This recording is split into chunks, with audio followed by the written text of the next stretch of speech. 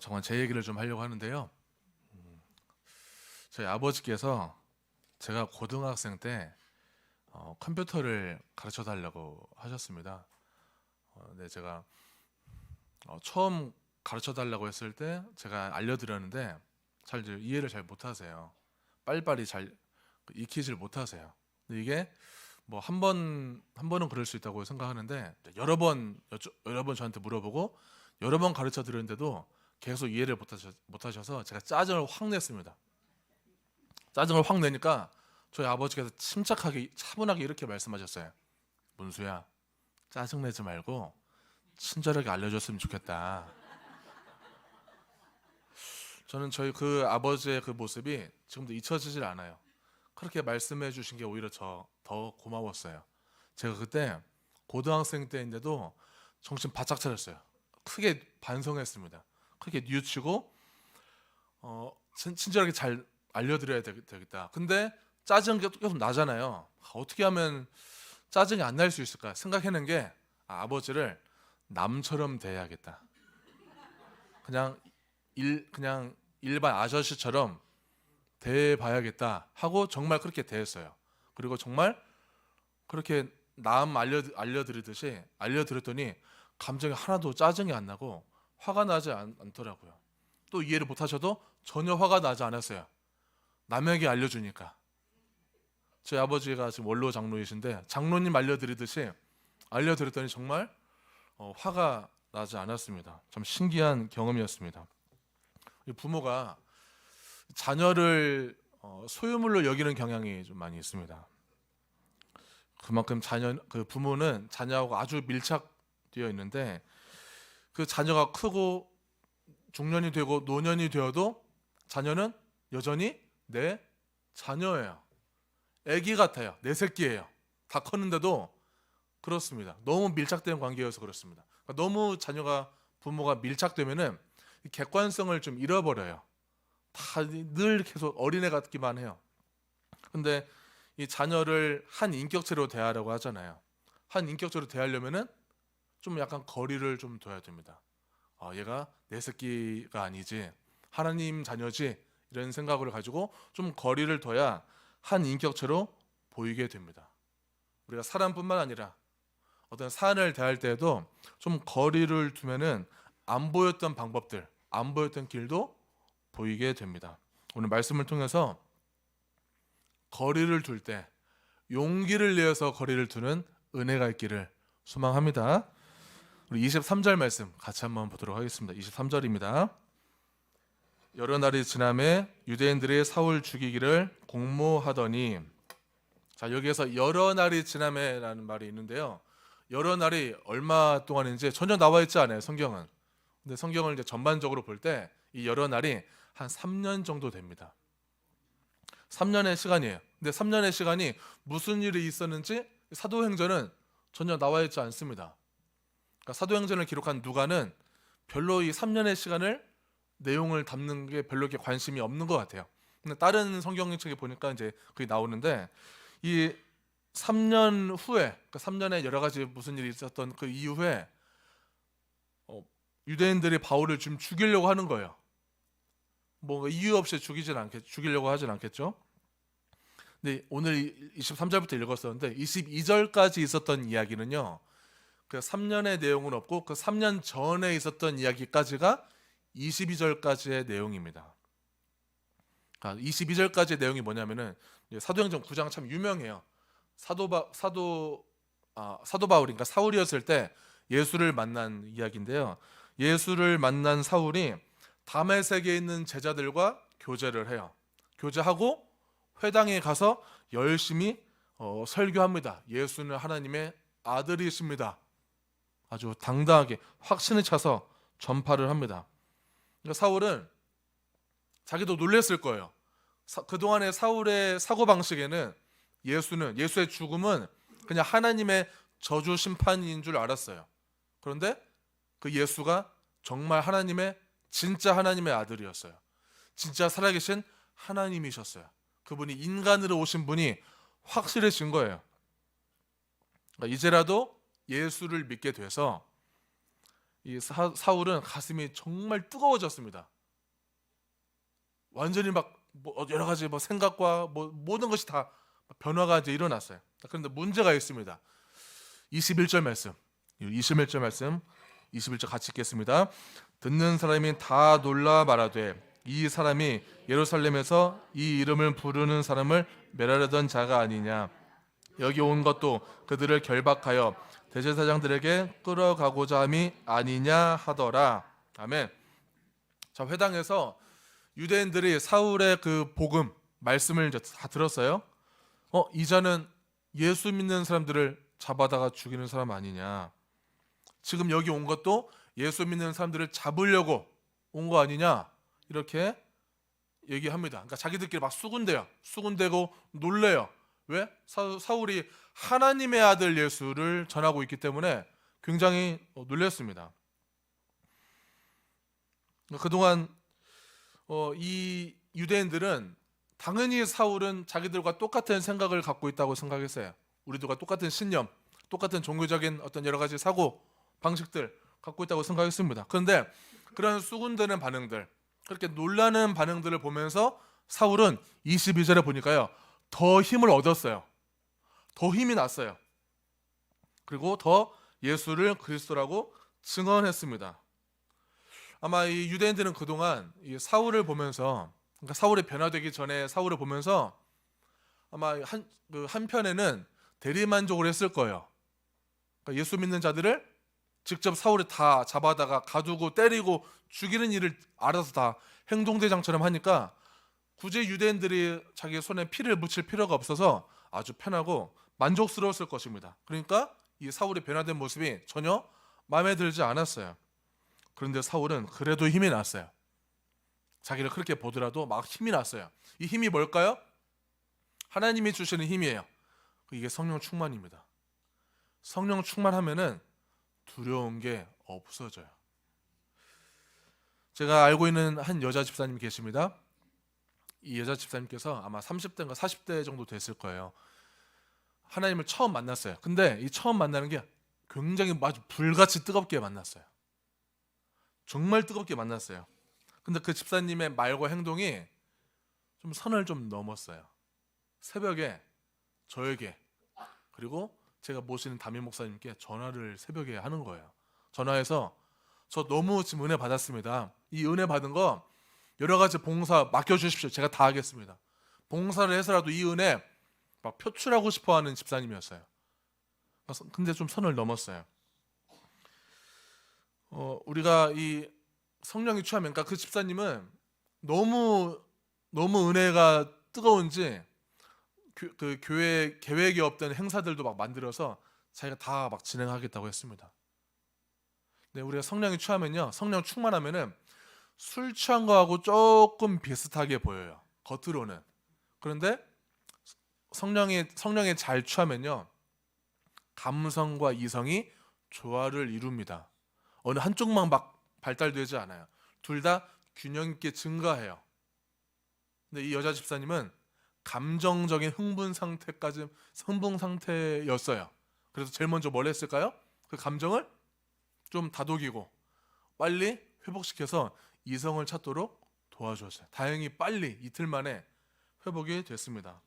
그러면 이 사울은 과연 어떠했을까? 사울이 정말 이 성령 충만한 상태에서 무턱대고 막 밀고 나가는지 한번 보도록 하겠습니다. 갈라디아서 1장 앞에 자막이 있습니다. 갈라디아서 1장 17절과 18절 우리 같이 보도록 하겠습니다. 또 나보다 먼저 사도된 자들을 만나려고 예루살렘으로 가지 아니하고 오직 아라비아로 갔다가 다시 다메섹으로 돌아간노라.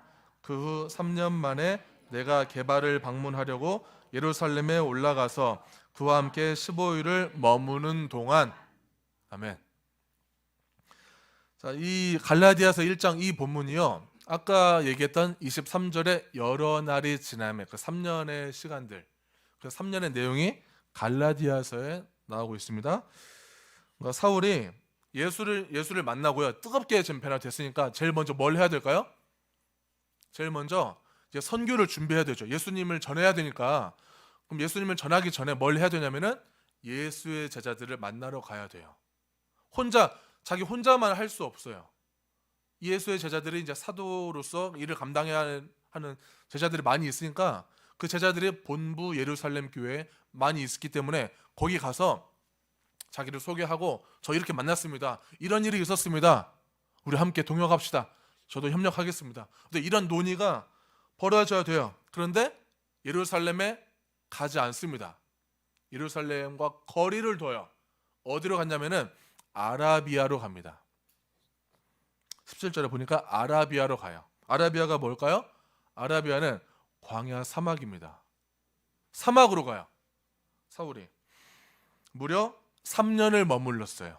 18절에 보니까 3년 만에 내가 게바를 방문하려고 예루살렘에 올라가요. 그러니까 3년을 머물고 예루살렘에 15일 정도 머물렀다가 다시 다메섹으로 돌아간 게 23절인 거예요. 아까 그 23절.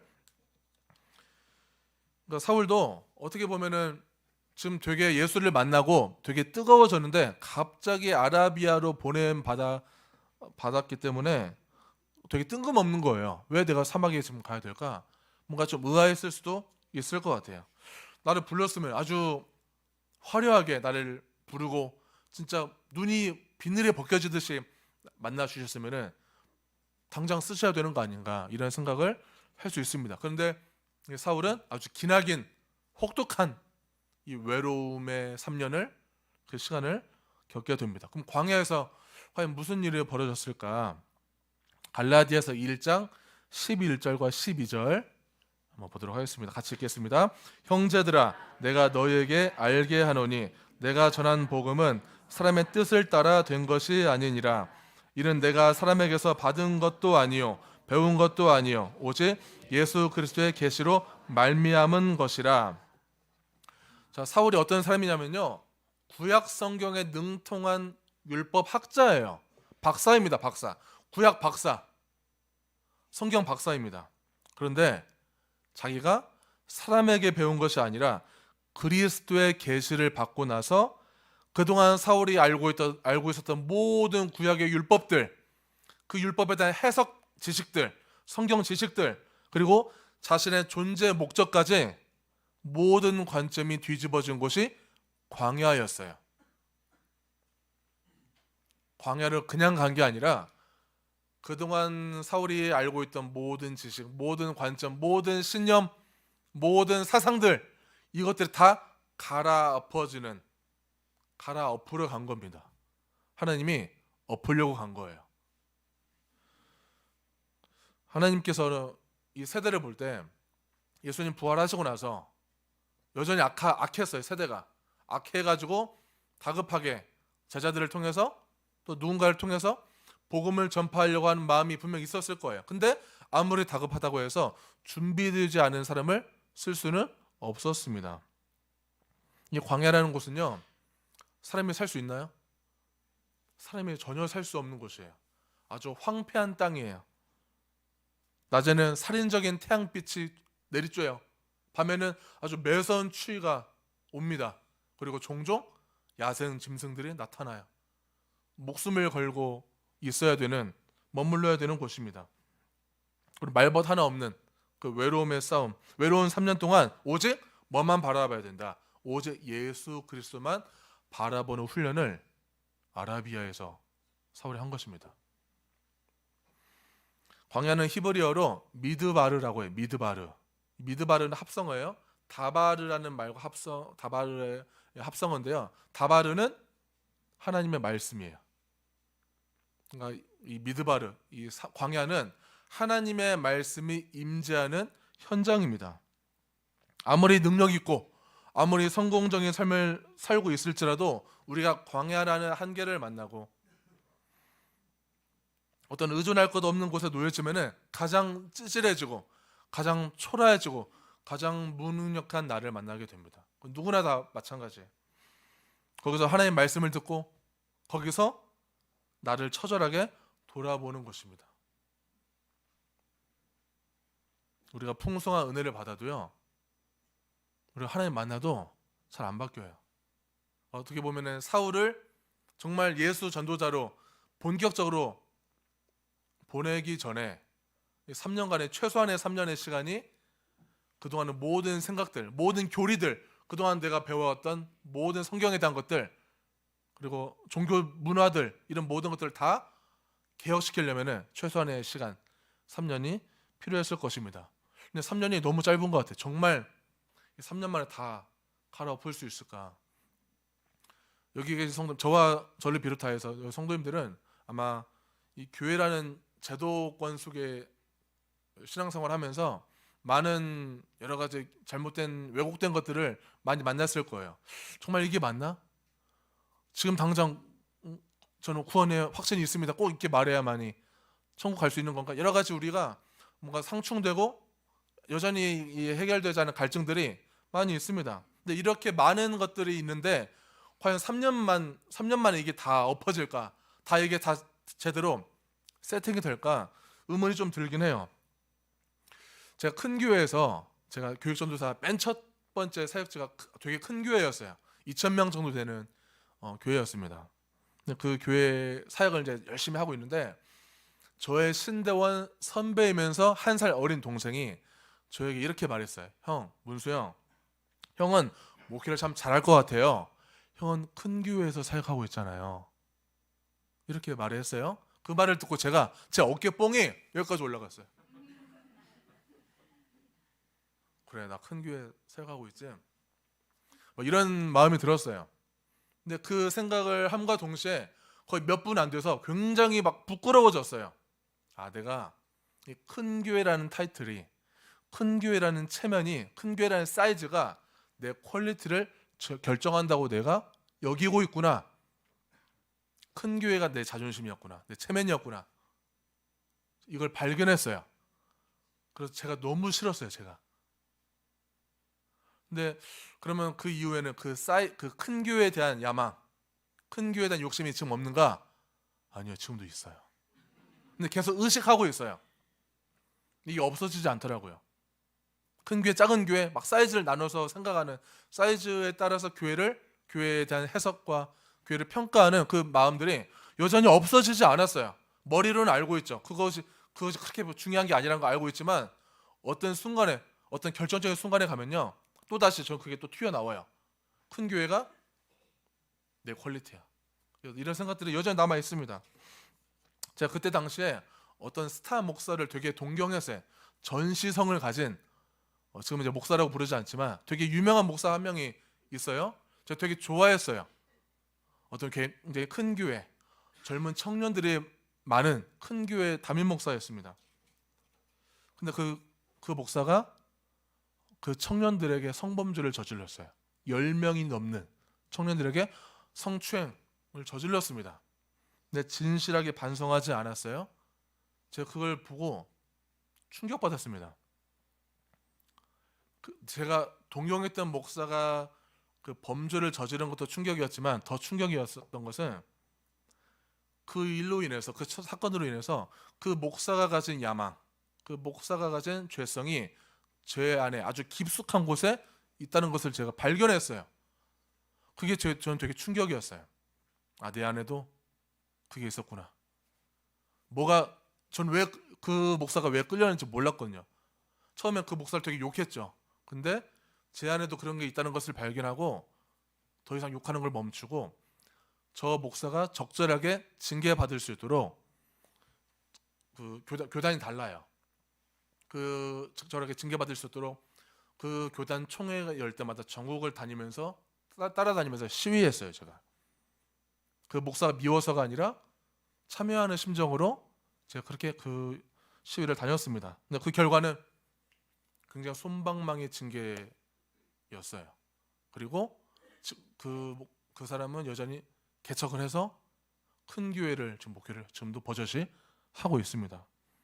그때 그 일로 인해서 이 목회자의 현실을 더 자각하게 되었습니다.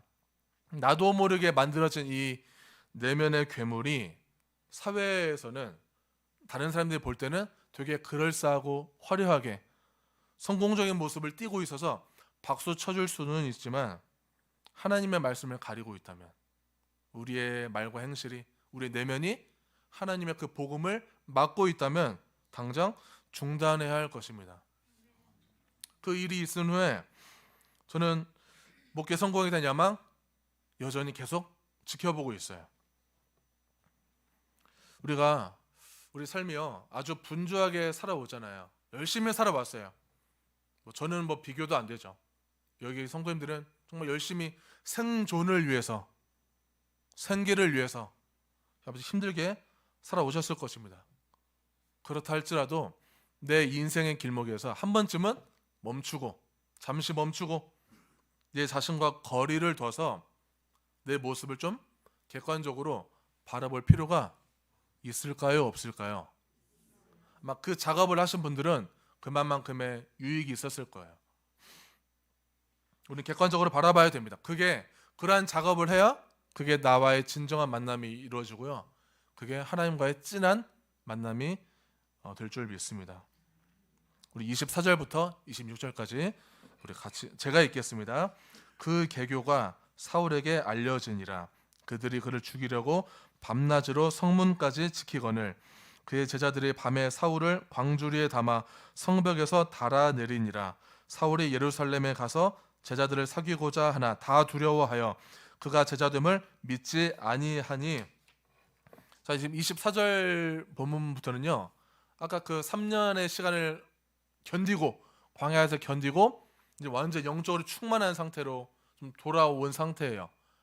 돌아오니까 지금 이제 일이 벌어졌는데 3년 만에 돌아왔으니까 뭘 해야겠어요. 당연히 3년 동안 못했던 선교, 복음 전파 이걸 제일 먼저 하고 싶을 거 아니겠어요?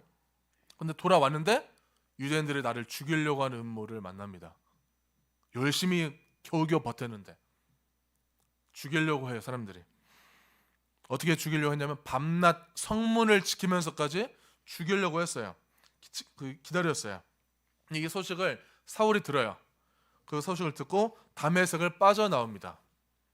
근데 이러한 시련이 꼭 사울에게 필요했을까? 이거는 예언된 말씀이에요. 아나니아에게 사울이 예수님을 만났을 때 아나니아를 통해서 사울을 소개합니다.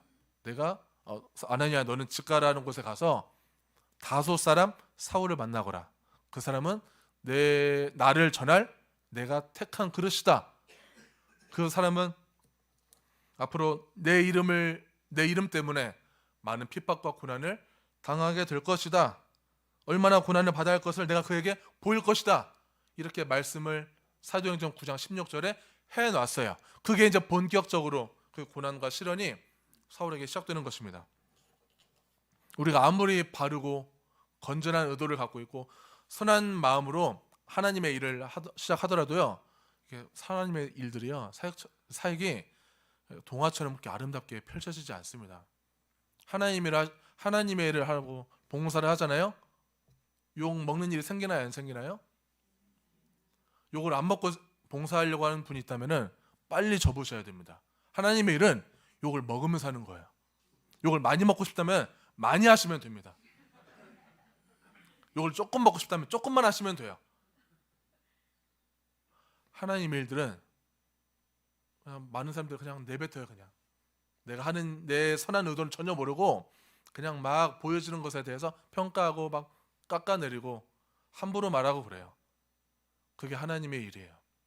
그러면서 확장되어 가는 것입니다. 그러면서 빛이 나요. 그러면서 짠맛을 내는 것입니다. 이 살해 위협을 피해서 예루살렘으로 먼저 피신합니다. 예루살렘에 가서 예루살렘에 있는 제자들을 처음에 만나는데요. 이 제자들도 아까 다메섹에 있는 제자들은 그래도 사울하고 좀 소통이 되는데 예루살렘에 있는 제자들은 여전히 사울이 두려워요. 사울의 과거를 알거든요. 너무 극악무도한 포악자였어요. 그러니까 당장 이 사울이 무섭죠. 받아들이기가 쉽지 않습니다. 만약에 풍기 지역에 연쇄 살인범, 연쇄 성폭행범이 출소해서 풍기 지역으로 왔다고 생각해 보세요. 그 사람이 우리 집 근처에 살아요. 어떻게 하시겠어요? 우리는 무섭죠. 당연히 무섭고 불편하고 경계하게 되고 의심하게 돼요. 당장 지역을 떠나십시오. 시위도 할 것 같아요. 할 사람도 있을 것 같아요. 그럴 힘이 없다면 그냥 내가 떠나고 말지, 이런 사람도 있을 것 같습니다. 그만큼 사울의 핍박은요 너무 잔인했어요. 예수를 믿는다는 그 이유 하나만으로 잡아다 때리고요, 죽이는 일까지 했습니다. 아무리 전 다시는 그런 일 없습니다. 아무리 얘기해도 소용이 없는 거예요. 믿어지지 않는 거죠. 이제 제자들 입장에서는 당신의 변화가 확실하다면 왜 예루살렘으로 가장 먼저 와서 우리들을 만나지 않고 우리들에게 알리지 않고 왜 3년 동안 다른 데 있었습니까? 혹시 우리를 지금도 속이고 지금 교회에 몰래 잠입해서 무슨 일을 해하려고 하는 거 아닙니까? 알 길이 없는 거예요. 그러니까 사울의 신원을 보장해 줄 수 있는 사람이 한 명도 없었어요. 그런데 하나님께서 이 사울을 도와줄 수 있는 사람을 붙여주십니다. 27절 말씀 같이 읽겠습니다. 바나바가 데리고 사도들에게 가서 그가 길에서 어떻게 주를 보았는지와 주께서 그에게 말씀하신 일과 다메섹에서 그가 어떻게 예수의 이름으로 담대히 말하였는지를 전하니라. 아멘. 사울은요, 좀 다혈질로 알려져 있어요. 성격이 다혈질에다가 거침이 없습니다. 그러니까 거기다가 성령 충만하니까 얼마나 더 셌겠어요. 말도 막 행동도 막 엄청났어요. 뭐 두려울 게 없었죠, 당연히. 근데 그런 이 사울을 도와주기 위해서 사울과 전혀 다른 기질을 가진 부드러운 카리스마, 위로의 남자 바나바가 나타나요. 이 바나바는 사람들을 잘 섬기고 공감을 잘하는 남자였어요. 제가 제일 부러워하는 남자, 공감 잘하는 남자 바나바가 나타나서요, 도와줍니다. 이 바나바는 그 당시에 초대교회 이 공동체 안에서 덕망 있는 사람이었어요. 사람들이 다 인정해주는 사람이었어요. 그런 바나바가 여러분 사울이 어떻게 예수를 만났고 또 어떤 복음을 전하게 되는지 자세히 설명해 주었습니다. 바나바가 이걸 설명했다는 것은 이미 사전에 바나바가 사울을 만났다는 거예요. 만나서 얘기를 해보니까 영적으로 이 사람이 정말 변화됐다는 것을 감지를 했습니다. 이 바나바 덕분에 여러 형제들이 사울을 받아들였어요. 그리고 무엇보다 사울이 전하는 복음, 사울의 행실을 보니까 바나바의 설명이 정말 확실하다는 것을 알게 됐습니다. 자, 28절과 29절 제가 읽겠습니다. 사울이 제자들과 함께 있어 예루살렘에 출입하며 또 주 예수의 이름으로 담대히 말하고 헬라파 유대인들과 함께 말하며 변론하니 그 사람들이 죽이려고 힘쓰거늘. 자, 사울이요, 이 바나바가 해결해 주니까 다시 탄력받았어요. 이제 복음을 전해야겠다. 그러면서 헬라파 유대인들을 만나고 그들에게 복음을 전하고 토론도 해요. 이 헬라파 유대인은요, 어떤 사람들이냐면은 구약에서 북이스라엘과 남유다가 멸망할 때 포로로 잡혀가기도 하고 거기서 빠져나온 이스라엘 사람들이 여기저기 막 흩어져서 살았어요. 근데 그 유대인들 다시 이스라엘 땅으로 귀환했던 사람이 헬라파 유대인들이에요. 이 헬라파 유대인들은 그러니까 이스라엘 혈통이긴 하지만 여기저기 흩어져서 그냥 의미 없이 살아갔기 때문에 이 신앙 정체성이 좀 많이 희미해졌습니다. 뭔가 뚜렷하지 않았어요. 그러니까 그런 상태가 보이니까 사울이 보기에 올커니 더 담대하게, 더 확실하게 복음을 전해야겠다. 그래서 열심히 또 복음을 전했습니다. 열정적으로 전했어요. 정말 예수를 만나면요, 진짜를 만나면 거침이 없어집니다. 그런 때가 우리가 다 있었죠. 앞으로도 있을 줄로 믿습니다.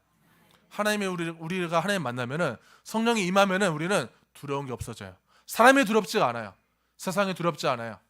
여러 가지 문화, 우리를 어떻게 해할 수가 없어요. 우리의 생각을 방해할 수 없어요. 담대해집니다. 근데 이 헬라파 유대인들이 복음을 들어보고, 사울의 복음을 들어보고 여전히 사울을 거부해요. 그리고 근데 그 사울이 아무리 나를 거부해도 또 결연한 자세로 계속 변론했습니다. 근데 이 사울이 보면은 성령 충만한 상태에서 지금 전하긴 하지만, 그렇다고 사울이 만약에 감정적으로 흥분만 하는 상태에 의해서 복음을 전하는 것이라면 아마 계속 이성을 잃고 계속 전했을 거예요. 어떻게 생각하든 말든 계속 그냥 내가 좋으니까, 내가 막 뜨거우니까 계속 전했을 겁니다. 그런데 사울의 성령 충만은 그리고 건강한 성령 충만이었어요. 아마도, 이건 아마도 제 생각이에요. 헬라파 유대인들에게 예수를 증거하다가 순교당했던 스데반이 생각났을 거예요. 스데반을 죽이는 그 자리에 누가 있었죠? 사울도 있었어요.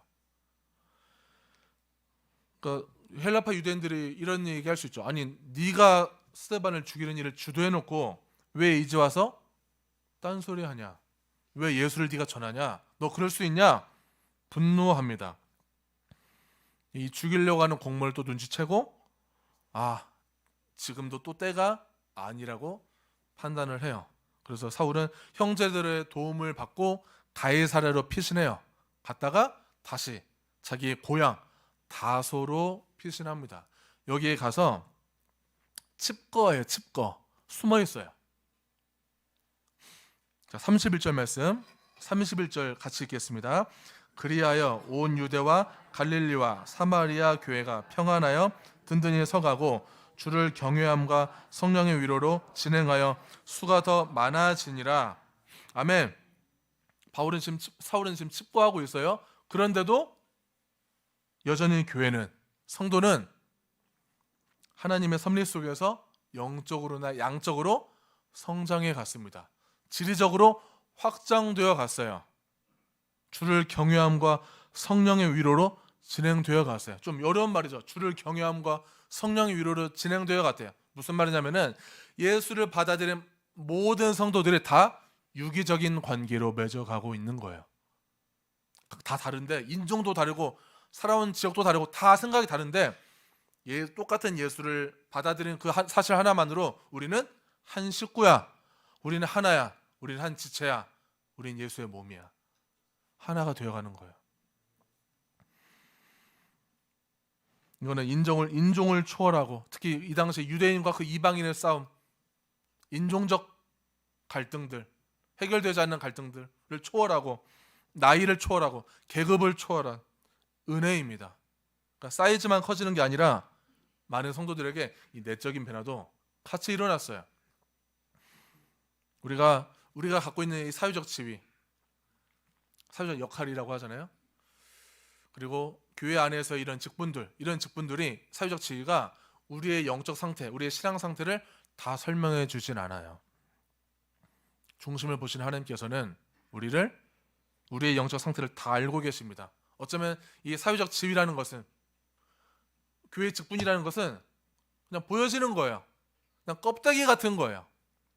이 껍데기 같은 신앙에 매몰되지 않고 그 모든 껍데기 같은 걸 다 벗어버리고 중심을 보시는 하나님만 바라보며 우리의 중심이 변화되기를 소망합니다. 자, 사울의 사역은요 또 멈췄어요. 아까 어디 갔다고 했죠? 고향 다소로 가서 칩거했어요. 다소에서 칩거한 기간이요 몇 년일까요? 10년입니다.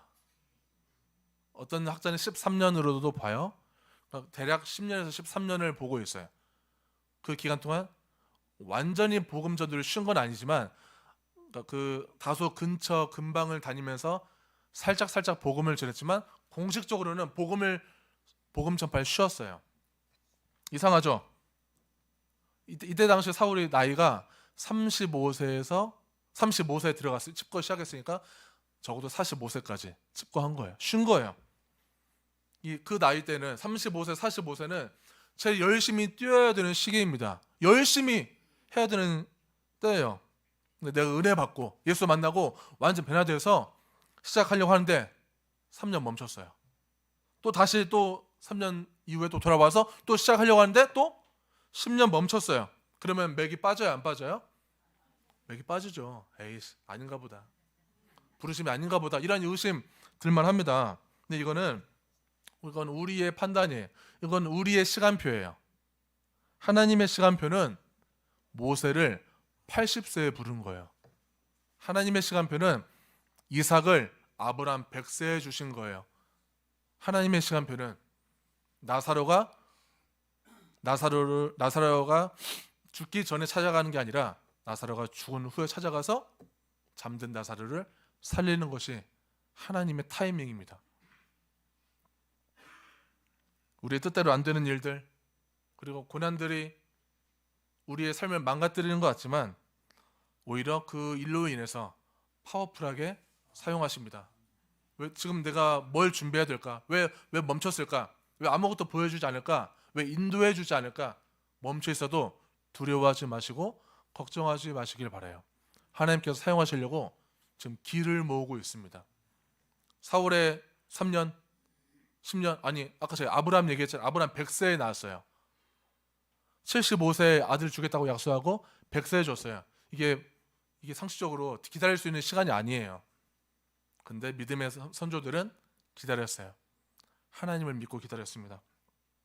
잠시 멈추는 것, 잠시 쉬어가는 것, 나를 객관적으로 바라보는 노력들, 이런 모든 것들이 우리가 하나님의 자녀로서 더 신령한 자녀로 한 걸음 내딛는 거룩함이라는 것을 기억하고 하나님과 매일 그 진한 만남, 진한 사랑 나누시기를 축원합니다.